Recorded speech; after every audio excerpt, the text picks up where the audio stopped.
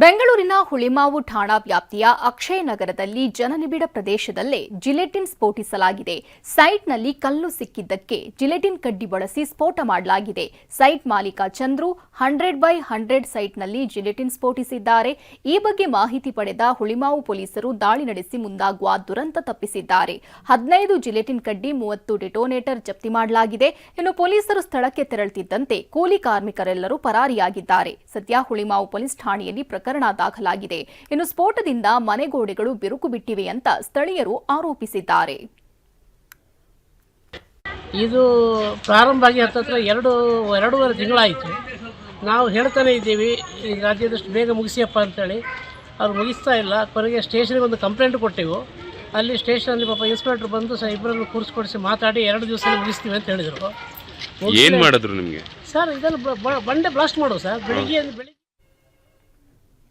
Airport ಅಂದ್ರೆ ಹೆಜ್ಜೆ ಹೆಜ್ಜೆಗೂ ಭದ್ರತೆ ಇರುವ ಪ್ರದೇಶ, ರಕ್ಷಣಾ ಕೋಟೆಯಂತಿರುವ ಪ್ರದೇಶ. ಆದರೆ ಇಂತಹ ಏರ್ಪೋರ್ಟ್ನ ರನ್ವೇಗೆ ಬೀದಿ ನಾಯಿಗಳು ನುಗ್ಗಿದ್ವು. ಏರ್ಪೋರ್ಟ್ನ ಸಿಬ್ಬಂದಿ ಕೆಲ ಹೊತ್ತು ಕಕ್ಕಾಬಿಕ್ಕಿಯಾಗಿದ್ರು.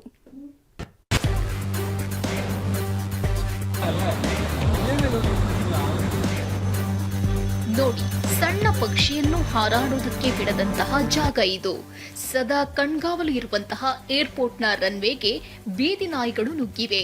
2 ನಾಯಿಗಳು ಏರ್ಪೋರ್ಟ್ ಸಿಬ್ಬಂದಿಗೆ ಕಾಟ ಕೊಟ್ಟಿವೆ.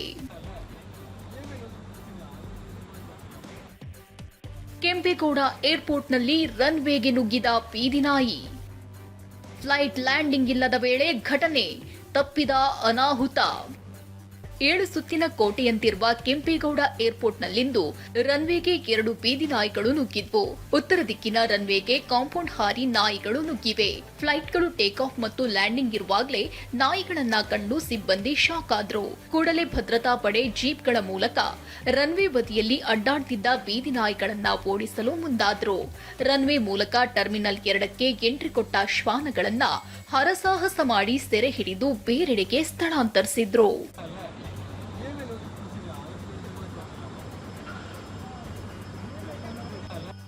ಶ್ವಾನಗಳು ರನ್ವೇಗೆ ನುಗ್ಗಿದಾಗ ಯಾವುದೇ ಫ್ಲೈಟ್ಗಳು ಲ್ಯಾಂಡ್ ಆಗ್ತಿರಲಿಲ್ಲ.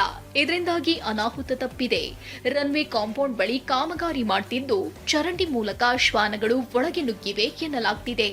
ಏರ್ಪೋರ್ಟ್ ಟರ್ಮಿನಲ್ ಅಂಗಡಿಗಳ ಸುತ್ತ ಬೀದಿ ನಾಯಿಗಳ ಹಾವಳಿ ಹೆಚ್ಚಾಗಿದೆ ಅಂತ ಜನರು ಕೂಡ ಗೋಳು ತೋಡ್ಕೊಂಡಿದ್ದಾರೆ. ತುಂಬ ಬೀದಿ ನಾಯಿಗಳು ಹಾವಳಿ ಜಾಸ್ತಿ ಆಗಿರೋದ್ರಿಂದ ಪ್ರಯಾಣಿಕರಿಗೆಲ್ಲ ತುಂಬ ತೊಂದರೆ ಆಗ್ತೈತೆ.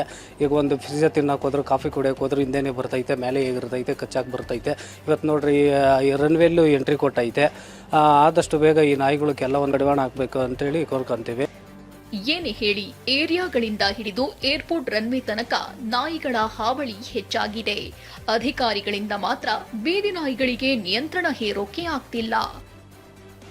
ನವೀನ್, TV9 ದೇವನಹಳ್ಳಿ.